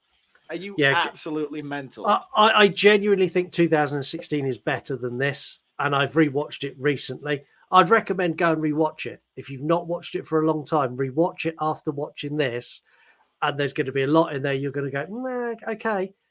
There's things in there that they were on the right path, but they made some bad writing decisions and some bad decisions with CGI, but it's not as bad as you remember. It was like when Jack got to the point where he's like, oh, we're going to watch this one now. I was like, oh, like I literally sat there and, oh my God, yeah, okay, put it on. And I found myself like really invested, and I found myself really enjoying it. And like the Chris Hemsworth character is actually really funny. Like on I a thought rewatch, he was the best part of it on the first time around. Yeah, really, really. I've really enjoyed it this watch back. I can't lie. So, yeah, it's better than this.